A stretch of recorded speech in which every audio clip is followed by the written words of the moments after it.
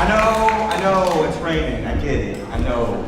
Hey, before we get started, I just want to give a shout out to a handful of individuals that woke up this morning at 6 a.m. to get here at 7 to set this stuff up in the rain. Can we say thank you to them?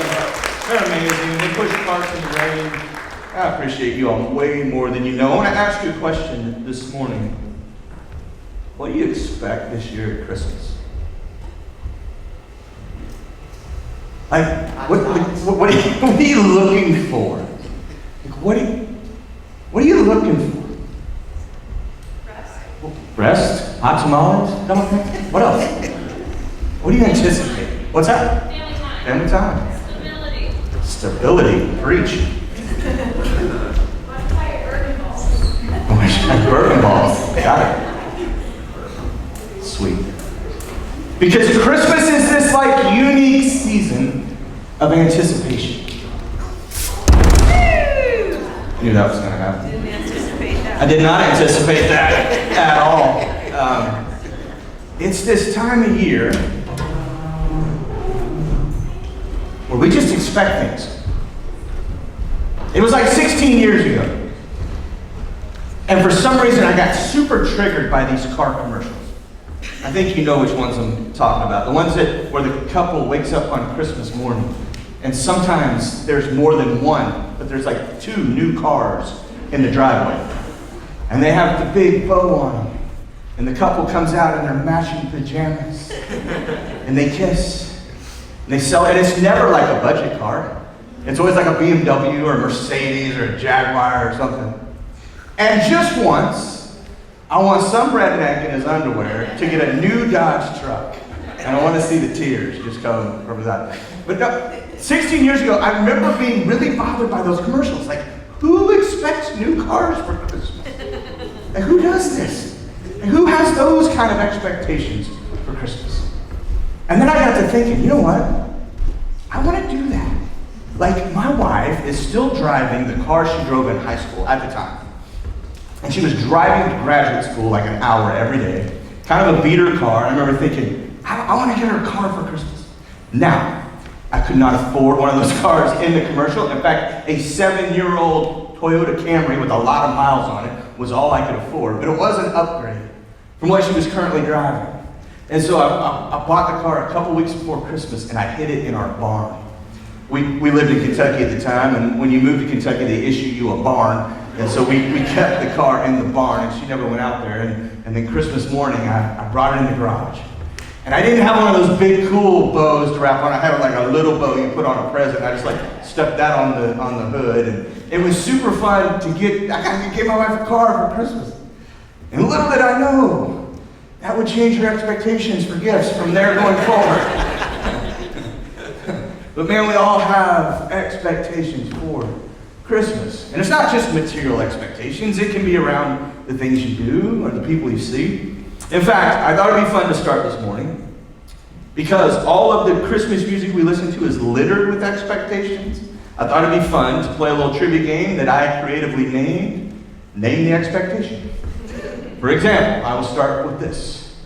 All Mariah Carey wants for Christmas is... You guys are good at this. Notice she starts the song, I don't want a lot for Christmas, I just want you. Thank you very much. Bing Crosby was dreaming of a white Christmas. That's right. Alvin from Alvin and the Chipmunks said, all I want for Christmas is my 2 front teeth. Thank you, Gen X and above. Gayla Peavy, back in 1953, this is a deep cut that has a very strange expectation, which she said, all I want for her, I want a blank for Christmas. Only a blank will do. Hippopotamus. What a strange Christmas expectation, right? John Lennon had a happy Christmas because what? The war was over. Very good. Thank you, Hannah.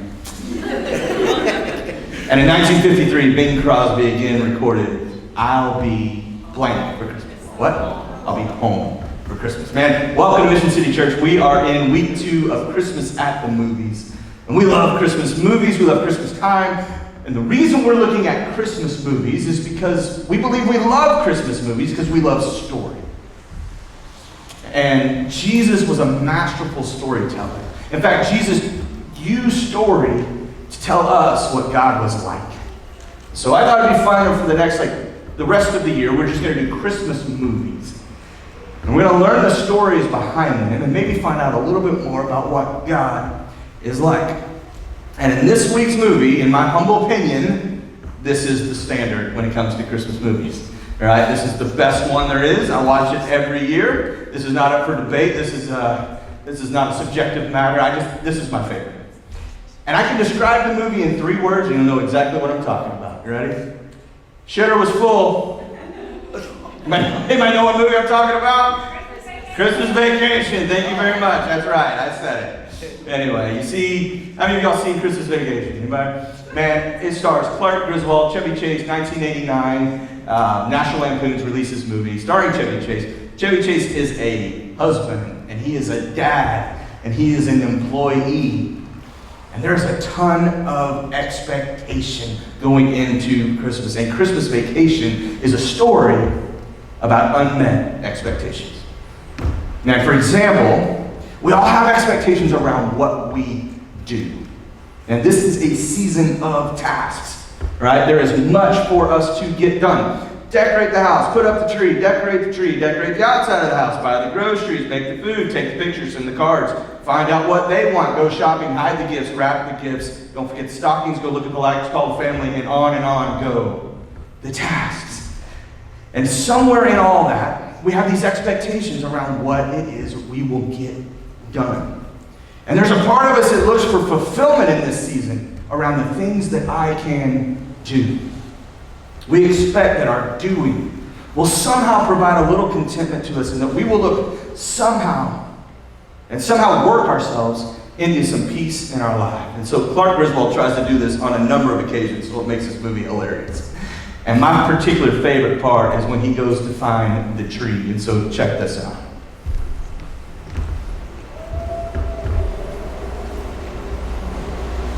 Dad, didn't they invent Christmas tree lights so people wouldn't have to drive all the way out to nowhere and waste a whole Saturday? They invented them, Russ, because people forgot how to have a fun, old-fashioned family Christmas and are satisfied with scrawny, dead, overpriced trees that have no special meaning. Toes are numb? You see, kids, this is what our forefathers did. Can't feel my leg. They walked out into the woods, they picked out that special tree, and they cut it down with their bare hands. Mom, I can't feel my hips. Clark, Yes, honey? Audrey's frozen from the waist down. That's all part of the experience, honey. There it is.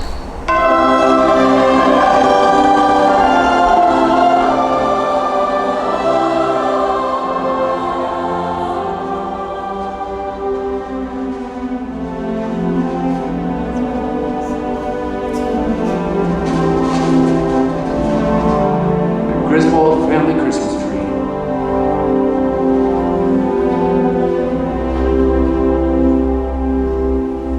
Isn't it a little big? It's not big, it's just full. Dad, that thing wouldn't fit in our yard. Not going in our yard, Russ. It's going in our living room.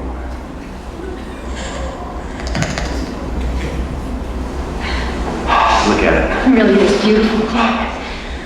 Something else, huh, Russ? Yeah, Dad. Isn't it beautiful, Audrey?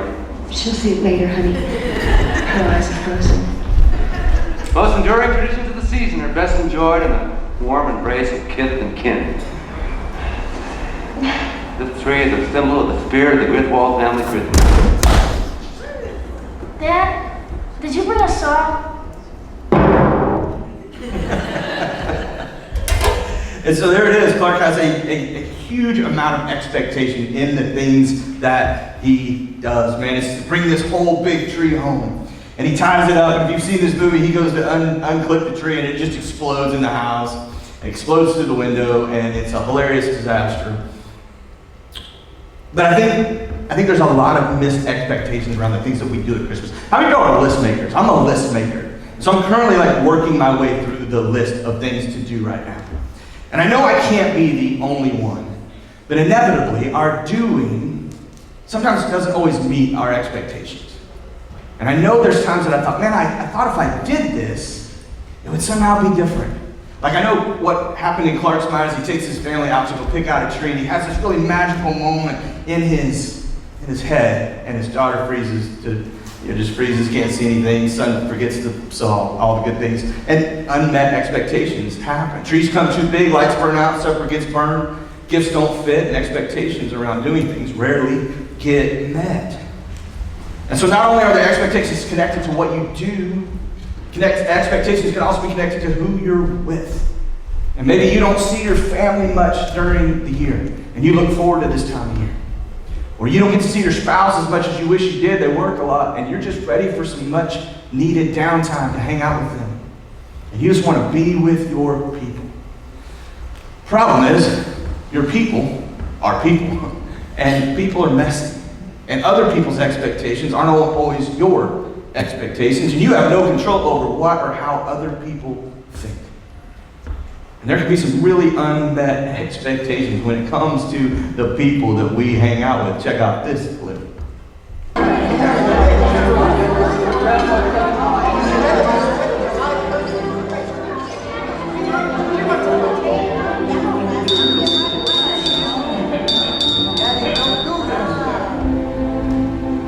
Before we begin, since this is Aunt Bethany's 80th Christmas, I think she should lead us in the saying of grace. Oh, great.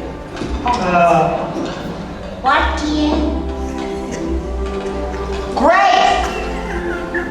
Grace! She passed away 30 years ago. They want you to say grace. The blessing.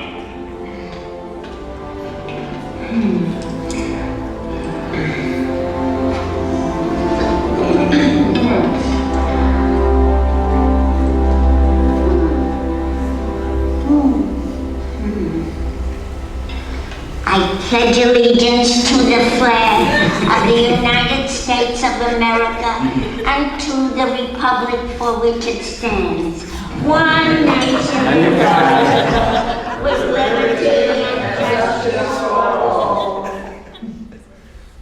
Amen. Amen.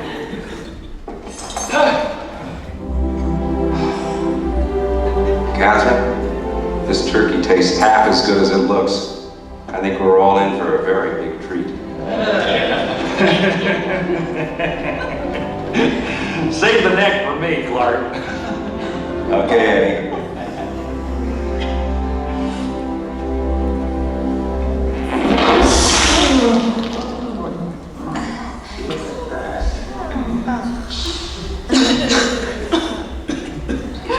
Sorry. Why are you crying? I told you we put it in too early. Ooh, it's just a little dry, it's fine. I told you. Man, I love family, I really do. But I'm a firm believer that God gave us friends because God gave us family. And man, some of you know this all too well, that even when you get around healthy families, it can be a tough season. Especially if you're going to spend extended time around them, because there are certain topics of conversation that you now are not going to bring up. And they may say things, and they may push buttons in you. And they may not be able to let go of things from your past. And they may have expectations for you that are not your expectations. And I know I have felt the unmet expectations of who you're with at Christmas. And then finally, I think there's some real unmet expectations in what we have. Man, we talked a lot about this last week, but we have this default way about us that just says the next thing I get will somehow make me happy.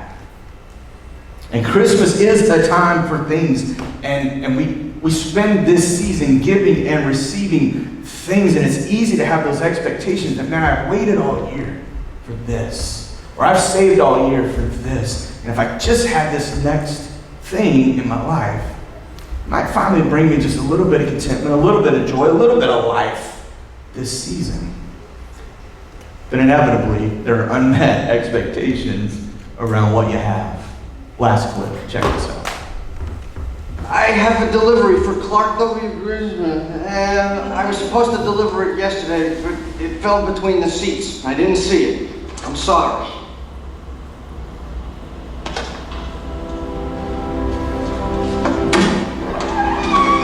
Merry Christmas. Merry Christmas. I can't believe it. What is it? A letter confirming your reservation at the Nut House? It's from my company. Your bonus. My bonus.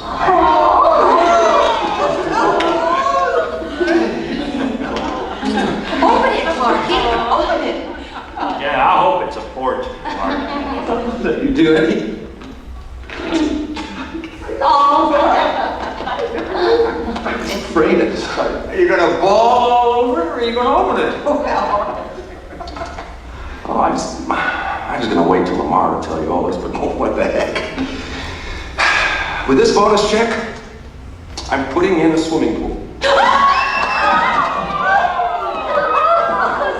That's it! That's the big one!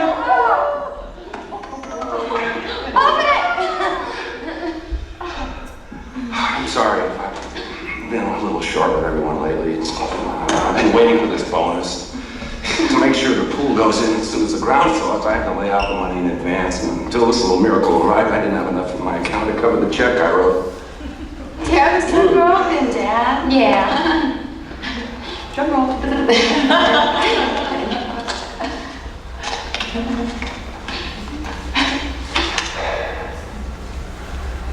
There's enough left over.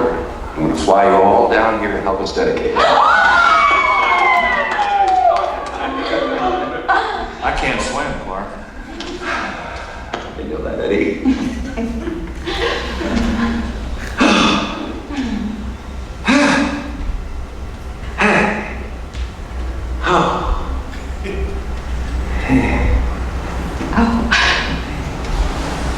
Clark, what's wrong?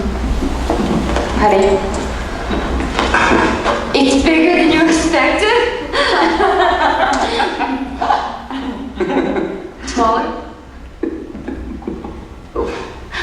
What is it? It's a 1-year membership in the Jelly of the Month Club.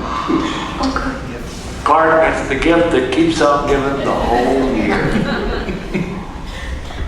The gift that keeps on giving all year. Jelly of the Month Club, man. In the season of stuff, there'll be a lot of unmet expectations around what you have. And so, why are we this way? Let me ask you something. Like, it seems to be like in this season, there is a collective anticipation in the air. Is there not? Like, you flip the calendar from November to December, and it's almost like it's palpable. Like there's something else about to happen. It's as if hope is near.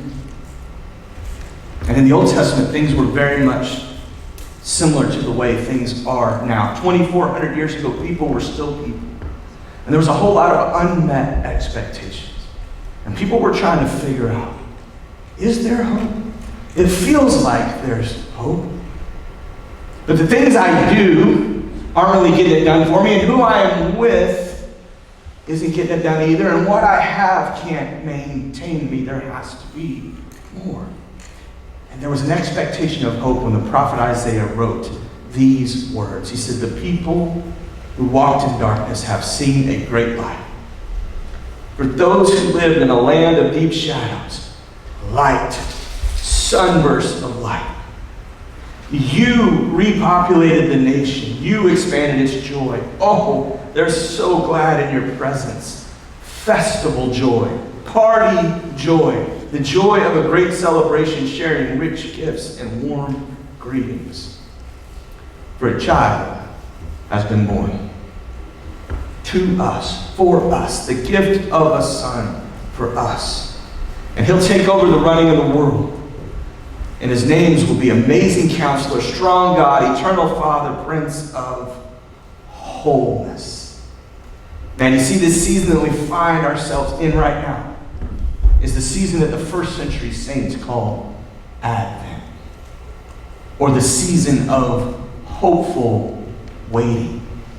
That's what Advent is. It's hopeful waiting in the middle of a bunch of unmet expectations with Christmas. Man, hope is here. It's hopeful waiting. And I promise you, y'all, I am the worst person in this building when it comes to waiting. Ask my wife, ask my kids. I'm a terrible, terrible waiter. I have no patience. But there are different kinds of waiting. There's waiting that doesn't seem to make any sense. Like it just drives you crazy. Like the 101 and the 405. The DMV, the grocery store. I hate that waiting. But then there's the waiting that like really stresses you out and takes years off your life. Like waiting on a kid to drive home at curfew. Or waiting on an interview to call you back. Or waiting on that doctor's test results to come back. That waiting is very stressful. And then there's the waiting that we're talking about in Isaiah 9. There's Advent waiting. And the best way that I can describe Advent waiting is this. Let's just say you're hungry. It's fair to say this time of day we're all getting that way. Let's say you're hungry. And you show up at grandma's house. And the smell of homemade food hits you. And your family is there. And there's a football game on TV. And someone hands you a tall glass of sweet tea. And then they hand you a plate.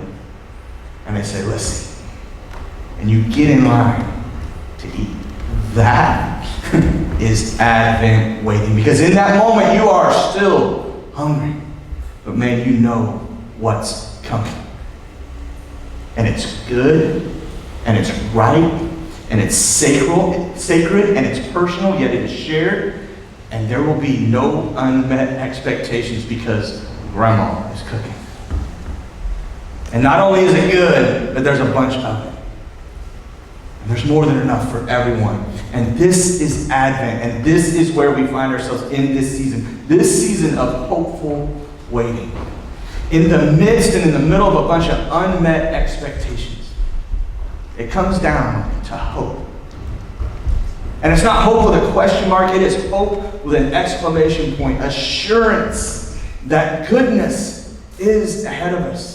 Assurance that the people in darkness will see a great light. That God is about to dwell with us. Emmanuel. And so then how do we wait well? How do we adjust our expectations at Christmas so that we're not let down again this year? Because I did all of the tasks last year and it didn't seem to connect. And then I spent time with the people I was supposed to spend time with, but yet here we are again. And how do we wait well? And that depends on where you put your hope. You see, we all have this measure of hope to spend somewhere. You've got happiness chips that you're going to lay down and bet somewhere in this season. You're either going to bet them on someone or something or something that you do.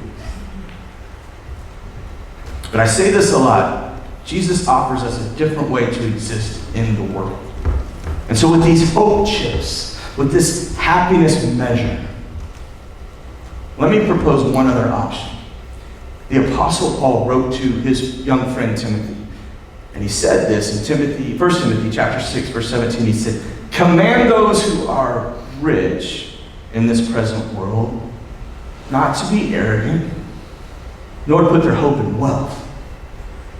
Because it's so uncertain. But to put their hope in God, who richly provides for us everything for our enjoyment. Command them to do good, to be rich in good deeds, and to be generous and willing to share. And in this way, they will lay up treasures for themselves as firm foundation for the coming age, so that they may take hold of the life that is truly life. Paul says, don't put your hope in the things that you do, or the people that you're with, or the things that you have. Do not put your hope in your wealth. Do not put your hope in a market. Put your hope in God. And then he said, command them to do good, to be generous, and to be willing to share. Man, you want some Christmas expectations this year that are guaranteed to not only be met, but be exceeded? Put your hope in God and be generous. In this season of waiting, this is what it looks like for us to wait with a purpose. Man, things are not the way I wish they were, and if I could just do blank. Put your hope in God and be generous. Man, if I could only just have a significant other in my life, or if my mom would just understand how I felt, or if my dad could just forgive me.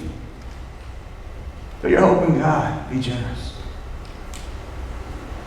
Man, if I only had blank, if I could just get this thing.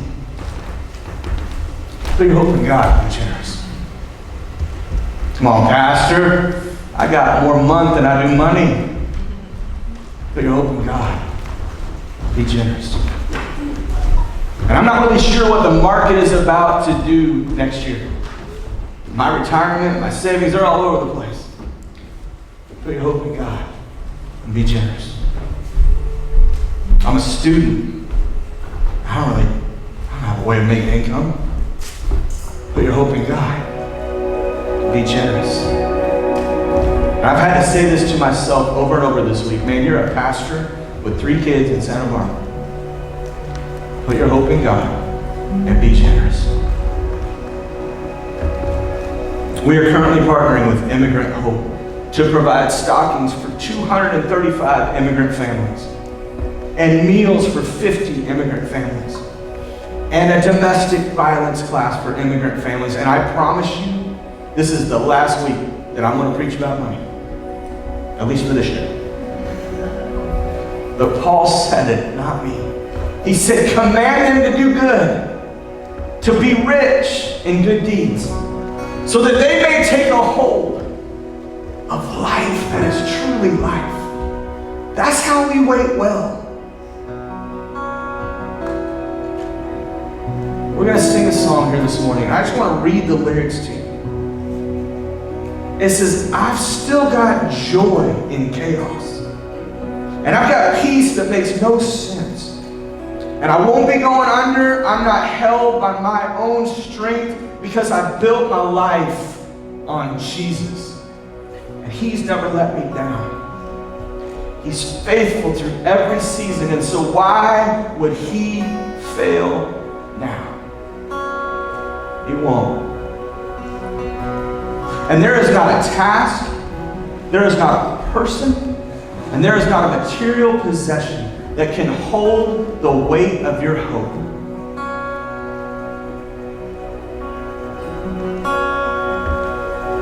Put your hope in God and be generous. You want to exceed your Christmas expectations, I want to invite you to partner with us. We have one more week. I'm going to invite you to take a stocking before you leave. And I don't want you to overthink about what goes in it. Literally, if it doesn't fit in there, that's okay. We're going to redistribute most of what comes anyway. I don't want you to overthink about what you can find or what can go in there. I would love for us to have 100% participation in filling stockings for immigrant families this year at Christmas. And then if you're led to be generous on top of that so that we can feed 50 families. And then if you are still feeling generous, we can give to a domestic violence class. The people who were walking in darkness will see a great light because God is now with us, among us. And our expectations no longer have to be disappointment after disappointment at Christmas. We can put our hope in God and be generous and watch Him give us life, true life. I invite you to stand up this morning. We want to sing this song as a promise, as a reminder of who God is, that we will put our faith in God, we will put our hope in God, and that He will lead us to be generous people and to make a difference in the world around us. Let me pray for us, God. You are good.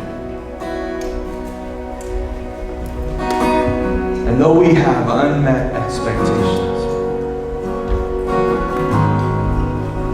around this time of year, God, I pray that you would not fail us. You haven't yet, you won't start now. thank you so much for your love, your grace. We thank you for Jesus. May the people in darkness see a great light, that hope is here, that hope has come, and that hope has a name. It's Jesus. Can we put our faith, our hope in Him, and be generous, and that you would exceed our expectations this year. In Jesus' name we pray.